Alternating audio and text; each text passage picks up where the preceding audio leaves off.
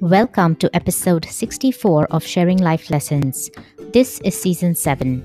We are one spirit, one soul, and together we are creating a library of stories and life lessons. I am your host Hamida, and I want to bring you stories because stories inspire, stories teach, and stories heal.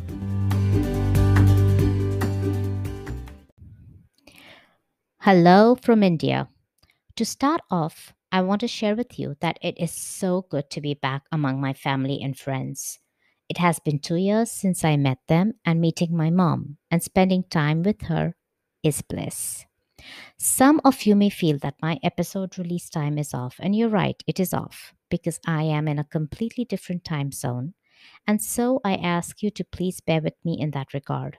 I will be releasing 2 more episodes from India. Here is today's good thought to begin the episode.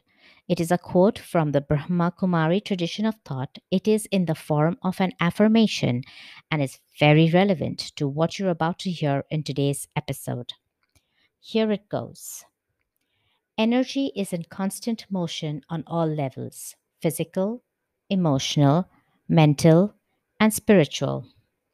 In my relationships, I give and receive energy. It is an exchange process that I am always aware of. When my give and take is positive, there is balance and harmony in my relationships. End quote. Not only is this a good thought, but it is also a very powerful affirmation, especially if you believe that we are all interconnected through our energies and what you're about to hear from our guest today resonates with you, then you can use this affirmation daily. Our guest for today is a native Hawaiian healer with deep family roots in ancient Hawaii. His family is considered local shamans for many generations. You are in for a treat. Today, we will be discussing different aspects of individual and collective energies. Let's together welcome James Kauai Nui. Hello, James. Welcome to Sharing Life Lessons. It is wonderful to have you on the show. We met, I can't even begin to think how we met because we were not planning to meet. It's not like we knew each other, but I called you for a half an hour consult. I loved what you said, and I invited you over this for the show, and you graciously accepted. Thank you for having me. And, you know, we look at coincidences or we look at synchronicities and we think that there's not a big plan out there, but the reality is there is a big plan and we're not always privy to the information. You're right. You're right. And then when I meet someone who I didn't even think I would meet, I get very tickled about it because just like you said, I know someone else is planning these meetings. Yeah, exactly. So I'm grateful to be here today. Welcome again. James, can you please start us off by telling us something about yourself? Sure. My name is James Keali'i Pi'ilani Kauai Nui, and I'm a native Hawaiian healer. I am the oldest of 8. I grew up in Hawaii. For people that know Hawaii, on the Big Island in Kona, I grew up on a coffee farm. And I left Hawaii at a very early age. And the reason that I left was I was abused as a child. I had physical and psychological abuse from a stepfather. And so when I was able to, I said, I am not going to leave myself in this situation. And I left. And I joined the military. I joined the Navy, and I was in the Navy for 4.5 years. And I eventually moved to Florida, which is where I raised my family. It seems as though in my lifetime, I've had several lifetimes because I've done so many different things. I haven't done healing work, and maybe I should backstep a little bit and say that my family goes back in Hawaii over 20 generations. And my family, where the easiest way for me to describe it to everybody so they would understand is my family are the shaman of my culture. And so we carry an understanding of energy and we carry an understanding of healing that most people may not have access to. And so I am the continuation of a lineage that has done this healing work for many generations. I haven't done this all of my life. You know, I'm in my 60s now. And when I came to this, I was in my early 40s. And the way that I came to this is I was working as a senior manager in a multi-million dollar a year company. I had 3 departments of people that worked for me. I was so left-brained, it wasn't even funny. I worked in the corporate world, but doing processes and auditing and customer service and quality controls. And I had an experience when I was 42 years old that changed everything. And that was, in some ways, when I look back at it, it was the first time in my life that I had ever practiced surrender. And people talk about practicing surrender. And I had never understood what that meant. I worked 60 or 70 or 80 hours a week. That was pretty normal for me. And I was home on a Friday evening, and I had what people would consider a clairaudient experience. In other words, hearing a voice. But I didn't only just hear a voice. What happened is I felt someone behind me, and they came, and it's almost as if they used their hand and they tapped me in the back of the head, kind of like your parents would do if you were doing something you were messing up. Mm-hmm. They would kind of hit you in the back of the head and say, "What's wrong with you?" Mm-hmm. Well, there was a hand that tapped me in the back of the head and a voice that said, "It's time to go home." It stunned me in that moment. I looked at my wife, who is my ex-wife now, and I looked at her and I said, "What are we doing here?" And she said, "What do you mean?" So I got up and I went into the other room. I picked up the phone and I called my sister in Hawaii. And I said, "Who's staying at the beach house that we had? Our family has a house on the beach in Hawaii." And she said, "No one." And I said, "I'm coming home." Mm-hmm. So in that moment of that voice saying, "It's time to go home," it was as if it was a complete 180 in direction. And I walked into my boss's office the next morning and I said, "I quit. I can't do this job anymore and I'm leaving." And I left. I walked away. And I walked away from a lot of money. I walked away from a very prestigious job. I walked away from a career that I thought that I really, really wanted. Mm. And in that moment, all of that changed. James, before we go any further, 2 questions. Sure. You said your ancestors were the shamans of your land. Yes. So, and you said 20 generations. So is that really naturally inherited by the next generation, or is it taught? That's a really good question, Hamida, and I want to answer that because there is several different ways to look at this, okay? If people understand cellular memory, we have a cellular memory inside of us that we inherit from our ancestors and from our family. It's our family lineage. And that cellular memory has the coding for that healing energy. And there's different things that happen. In Hawaii, the energy would pass from generation to generation through what the Hawaiians call the ha, which is the breath. I think it's similar to Eastern spirituality and Eastern religions, where the Hawaiians call it the mana, the knowledge, passes from generation to generation, but it passes through transmission, energetic transmission, like sitting with a guru or sitting with a Tibetan monk or sitting with a teacher. Just to be in their presence, you gain the knowledge because it's literally transferred energetically to you. So that happens as well. Yet there was this innate healing or innate energy that was inside of me that had been starting to boil out of me about 5 or 6 years before this happened. Mm.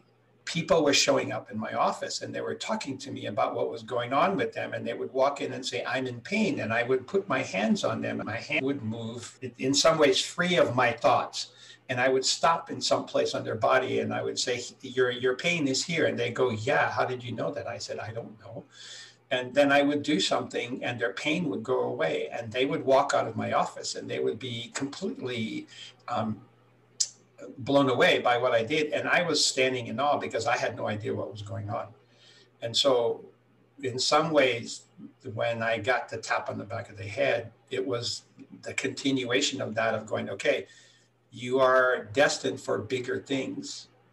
And you've been kind of dragging your feet here. Mm-hmm, mm-hmm. And so we need to get the ball rolling. And so that was that moment of doing that. That is incredible. And And you're lucky that you did get that moment, and you're lucky that you recognized and were aware of that moment.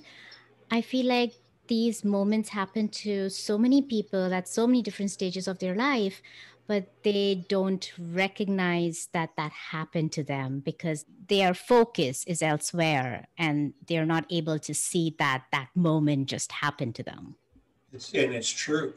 We all have an innate sense of where we should be and what we should be doing. There is that intuition that people talk about, but we discount that. So many people that I work with, and I work with people from all over the world, they have that energy inside of them, but they don't trust themselves and they don't trust it. So what happens is we end up listening to our egoic mind. And the egoic mind is the part that will keep us in fear constantly. It will keep us in doubt. It will continuously tell us there are things that we cannot do. It will never say, oh, you can do this. You're really good at this. Our egoic mind is constantly berating us and wanting to put us in a corner and keep us there. James, before we go any further, I do want to make sure that you let the folks know how they can reach out to you. So, listeners, if there is any reason why you need to reach out to James, and as James just said, he is a natural healer and shaman, you will find his contact information in the show notes as well. If people want to reach out to me, the easiest way is to go to my website, which is very easy. It's jameskauainui.com. Great. And I will have that in the show notes. Absolutely. Yeah. And it's kind of the same way you did, because people reach out. And one of the things that I offer people is a free 30-minute consultation. So I sit with you for 30 minutes and we talk about where you are and give you something, at least one little nugget for you to walk away that may help you. And I started in the beginning to say that I don't know why I even called you, which is true because I don't call every single person who is offering a 30-minute consult. Right. But something just drew me to calling you. And I guess the reason was this, that you needed to be on my show. Okay. James, can you please tell us your story? I can't wait to hear your story. After I quit and I left and moved back to Hawaii, I literally went from having everything, and you can say everything. I'm talking about a big expense account, and this is the things that I thought were important, buying fancy dinners and expensive bottles of wine and sitting around with the other corporate executives smoking big fat cigars. And, we had a corporate jet, and if there were places that we needed to be, and the jet was available, then we had that. And so, I loved the travel and everything else like that. It was what I thought I was supposed to be doing. And when I left all of that and I moved back to Hawaii, I literally left all of it. The beach house that I was moving to was literally a shack. So it had no electricity and it had no running water. And it had a tin roof and it didn't even have windows. All it had was screens around it because it's the tropics. It doesn't get cold. And if it rains, it rains. But the beach was about 100 feet away from the front door of my house. I came to understand in the years that I lived there that I was living on ancestral land. So in genealogical research that a cousin of mine did, we came to the understanding that actually my family, my ancestors, were standing on the beach when Cook landed in Hawaii back in 1776. That's incredible. Because they were part of the Ali'i clan, which is the royal family, and that's part of my lineage. So when I moved back to Hawaii, it took about 4.5 years. And in those 4.5 years, I let go of everything as much as I could. I went from being very important to not doing anything at all. And the reason that I did that, and I didn't understand it at the time, again, what I said earlier was this practice of surrender. But it was also about making space in my life for what was about to happen. And this is one of the things that I tell people that maybe this is an analogy that maybe people may understand.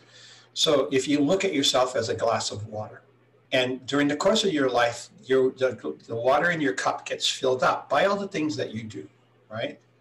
And then it gets to the point where your cup is full, My life is full. I have all these things that are happening. But then there's a realization that, wait a minute, my cup is full, but what I'm filled my cup with was not the things that I wanted to have.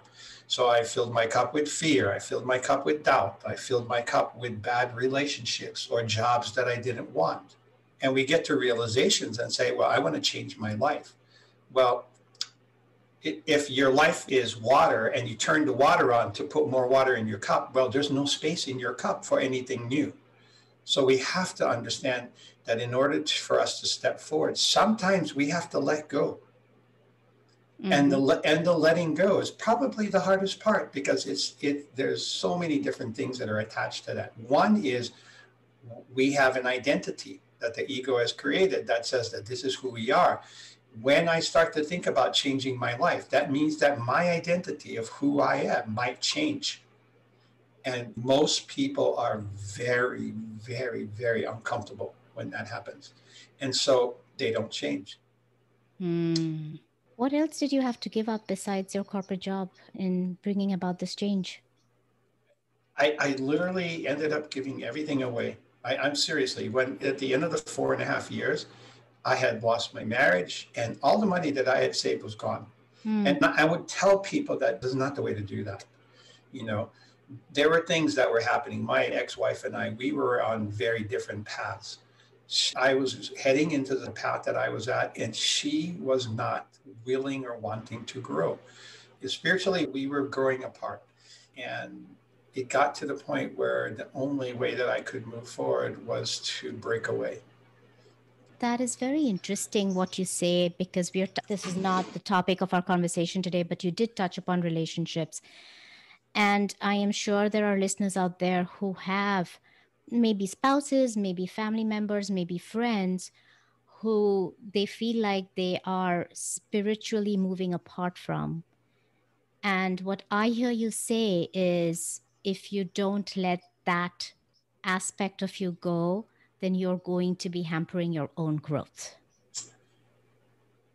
There are degrees to that. And yes, you're correct when you say that. Okay. So if I have a relationship as a friend, or I have a relationship who is a sibling, or I have a relationship who might be a significant other. I want to be really careful about how I say this. They may not be in the same mindset as I am. In other words, I'm looking inside of myself and I'm looking at a place in my life where I want to be positive. I want to hold a different energy. I want to look at my doubts and my fears and step beyond them. And yet people that I am surrounded with don't see life that way.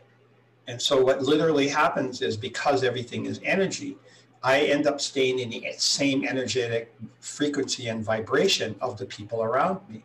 Now, if I'm really wanting to change my life and I'm stepping beyond the fears and the negativity, however you want to look at that, but the people around you continue to be in that place, it makes it very challenging. I've lost lots of friendships. I've lost relationships with people that I've known. I even, in some ways, have lost some of the relationships in my family, because I'm seeing my life in a different way than other people are. And this is not to make them bad or me right or them wrong. It has nothing to do with that. It's about a choice that I'm making for my soul, choice that I'm making for this individual, this person who I am, you know? And is it hard to do that? Yes. Is there ways to not have to do that? Absolutely. Does that mean that we have to leave our spouses or our friends? No. And at the same time, then we have to have the conversation about, this is where I am in my life, and start to create what I call energetic boundaries. We have to create boundaries and say, I see this is who you are. I see that you're an angry person. I see that you're constantly depressed. Can I accept you for where you are and not have to change anything? And so our relationship will be me understanding that, but maintaining my own energetic vibration. Yeah. And then it was a really interesting thing for me. This is my experience. When I finally got a divorce from my first marriage, I had a conversation with my mom one day. And I was talking to her about what's going on. And this is something that I never expected from her. And she said, you know what? I said, no, Mom, what is that? She said, people fall out of love, and that's okay. And it's not that I needed her approval for what was going on, but I thought that that was a very profound thing for her to say, because, you know, a lot of times we hang on to relationships way longer than we need to, because one, we feel like we need to fix it. Two, for me, the reason that I stayed in my relationship was because I didn't want to feel like a failure. At that time, they said 1 out of every 2 marriages ended in divorce. And I was in that relationship for 25 years. And I would have to say that the last 5 to 7 years of that relationship, I didn't want to be there. But I made concessions inside myself, and I stayed in that relationship because I didn't want to fail at being married. And what I ended up doing as I was doing that was I was constantly giving myself away and shortchanging who I was. Yeah, this wasn't supposed to be the discussion, and I know we digressed, but let me tell you, James, this also is for a reason. There is someone out there who's listening to this who needs to hear what you're saying, which is why we digressed. But I'm going to bring us back to where you wanted to take us. In some ways, this has something to do with the things that we wanted to talk about. And I'm just finished my story. All of that happened in 2000 was when I left my job. So 21 years ago. It led me to lots of different places to sit and learn with lots of very amazing teachers in Hawaii and when I lived in New Zealand. And kind of catching up to where we are now. The things that I see and the things that I work with for myself and with the people that I work with every day is that nobody taught us about energetic boundaries. Nobody taught us that we can maintain our sense of self and our energy without having to constantly give it away. And what I find is that most people are not aware that they are being affected by the energy and the people around them without their even knowing it. And so when we start to realize that and we start to understand and are able to maintain our energetic boundaries, our lives will change. And I think this is indicative as well for, and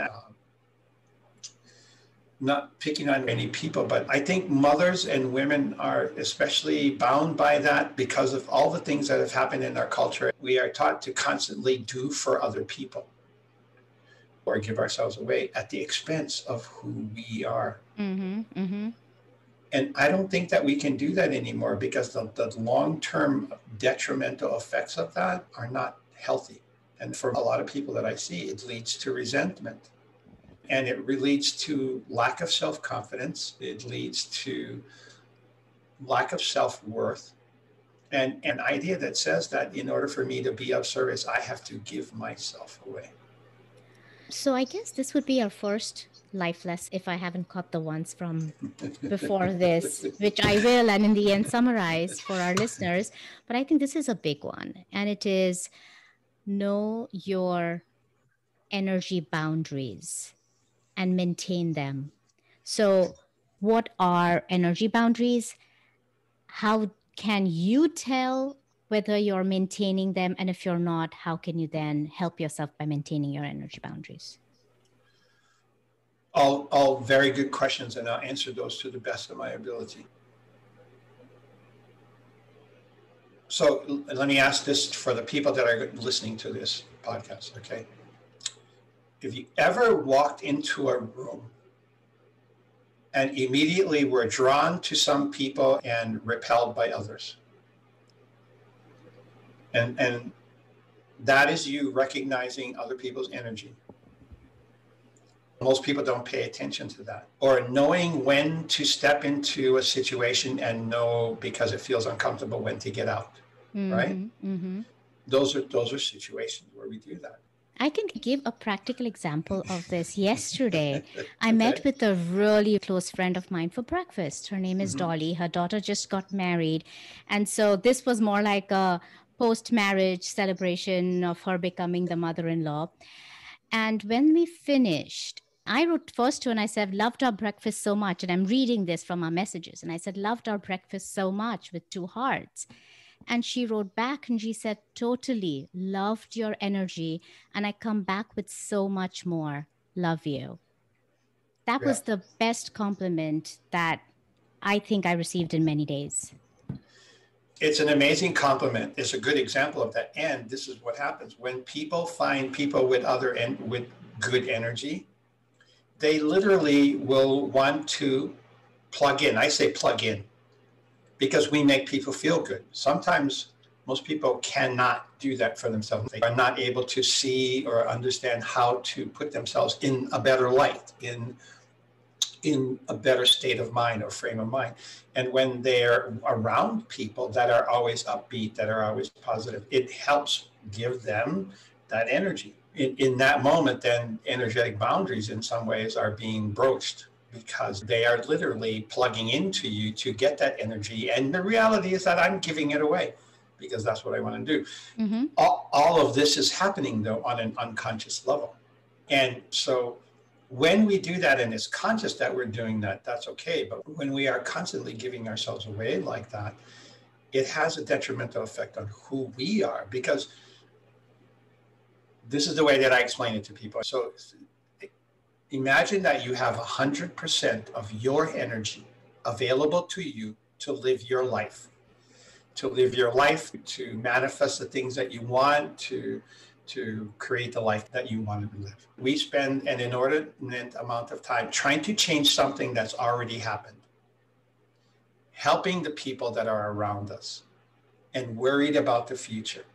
And if we looked at that and they drew a circle and they just drew lines out of the middle of a circle, this is where I put my energy, this is where I put my energy, and you start looking at all the places where your energy goes. And you give those numerical values, like 1%, 5%, and then you subtract that from 100%.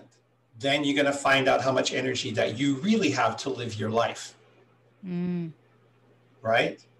And so how can I manage and live my life? How can I do the things that I want to do if I am constantly giving my energy away to all these different places and all these different people? Or worried about the future, things that haven't happened, or trying to change something that happened in the past that I will never be able to change. A lot of people spend time in the past. Yeah. No, it's a little bit off of energetic boundaries, but it is still talking about your energy and how you maintain it. Right. I think the telephone example that you gave is a very day-to-day example. And so I just want to take that a little further to solidify the message. So if there is someone who's calling and you say, oh, I don't think that's the person. I don't have the energy. Yeah. The energy to talk to them. So basically you're saying if you pick up that phone and you talk to that person, you have not maintained your energetic boundaries. But if you decide not to talk to that person, then you have managed your energetic boundaries well? It goes way deeper than that, though. Okay. Because you've already established a relationship with this person in the past that says that if they need help, they can reach out to you. And we've given them help before. And so what we're actually talking about is energetic boundaries, but we're also talking about codependent relationships, because this is somebody that leans on you and this is somebody that you've done that for. This is a conversation that we can go very, very much deeper than this, because why do I allow that to happen? Well, I need to be loved. I need to be supported. I want to be appreciated. So I'm going to give this energy away. It creates this unbalanced relationship, though, because that person goes, well, I know I can reach out to James because he's going to make me feel better. And I'm there going, let me help you feel better because I want to feel good about who I am. Mm-hmm. And there is a codependent relationship. Okay. And so what is the life lesson that you want to share with the listeners regarding this codependency and your energetic boundaries? I think the biggest piece inside of that is most people live this way very unconsciously and go through their life this way, and then don't understand where the resentment comes in the relationships of the people that are around them and what's happening. And by the time we get to that understanding, the pattern has already been set. And so, what we're talking about having to do is unwind those patterns. So, the life lesson I would say is the first thing is to be able to come to an awareness that you may be in relationships with people around you that is out of balance. That is the biggest, because then the opportunity to change that steps in. And at the same time, we have to remember we're undoing a pattern that could be years or lifetimes in the making. So it just doesn't mean that you're going to be able to change it. That's a start. Then there's the deeper work that goes inside of that. I have to look at myself and go, how did I create this relationship? Why did I create this relationship? What was in it for me when I decided to give my energy away? Does that make sense? Totally makes sense. We don't know we need to change until we realize we need to change. True. Please give us more life lessons. If we were to keep going about energetic boundaries, let's take this in a little bit different direction, okay? If you're going along in your day and all of a sudden your energy changes, in other words, you're doing really good and all of a sudden you feel sad or you feel angry or some other emotion shows up, right? Usually we just think that our mood has changed, but that may not always be the case. And so one of the things that I ask people to say is that if you're going along in your day and your energy changes very abruptly, if you could do one thing, this may change that. And that is to stop in that second and look inside and give yourself permission to feel whatever emotion that is. And ask yourself, am I feeling myself or am I feeling someone else? We never stop and ask the question, right? Because we are all linked together, which means that we are constantly feeling what everybody else is feeling. And I think some people have understood that. They call it the collective consciousness. And if it's my energy that I feel, then I take responsibility for it. But if it is not my energy, then I have the opportunity in that moment to go, I feel this energy, I understand this energy that's come into my body or into my awareness, and I know that this is not me, this is not mine. And I send this back to wherever it is that came from, whoever it is that I'm feeling. I know that this is not my responsibility to carry this energy. That's amazing. You're very much saying, don't take it upon yourself. Don't own it. Send it right back. But the way that you send it back is really important because I can't send it back out of animosity or anger. When I'm giving that energy or sending that energy back, there's a prayer that's inside that says, my prayer is that there will become a point in this person's life that you will be able to see what's happening and take responsibility for this. But it's not my responsibility to hold. It's not my responsibility to carry, to carry for you. Right? Absolutely. Very interesting. Thank you, James. Thank you for your wisdom, your story, and your life lessons. It was invaluable. I appreciate the opportunity to be here with you today, and for everybody that may have the opportunity to listen to this, I say, you have the ability to change your life. And when we take responsibility and realize that everything outside of us is a reflection of who we are, and as I start to, realize that I don't want to say the power, but I have the ability to live the life that I want to. You became fuzzy at the end, but James says that I have the ability to live the life I want to. And that is a great way to end this show. Thank you, James. You're welcome. Thank you for having me. Listeners, I really hope you enjoyed this discussion with James. I know I did, and I also know that I will practice creating energetic boundaries because I would be lying if I said I don't need them. I really like the idea and can use it. As always, here are my key takeaways from this discussion. One, we all have an innate sense of where we should be and what we should be doing. There is that intuition that people talk about. But so many of us don't trust it, and we continue to listen to our egoic mind, which will keep us in constant fear and doubt. To change, we should realize that to move forward into the new, sometimes we must let go of the old. Two, due to many of our cultures, and this is especially true for women and mothers, we are taught to give ourselves away at the expense of who we are. If you are in a relationship with someone who is not growing with you, you have two choices: let go of that relationship or create energetic boundaries with them. And James explains in this episode how exactly these energetic boundaries are created and maintained. Three, we may have codependent relationships that may be out of balance. We should be able to come to an awareness when we are in relationships that is out of balance, because then the opportunity to change it steps in. At the same time, we must remember we are undoing a pattern that could be years or lifetimes in the making, so it will not change overnight. This brings us to the end of this episode. I will bring you another episode of Sharing Life Lessons next Wednesday. Until then, be happy, be safe, and be well.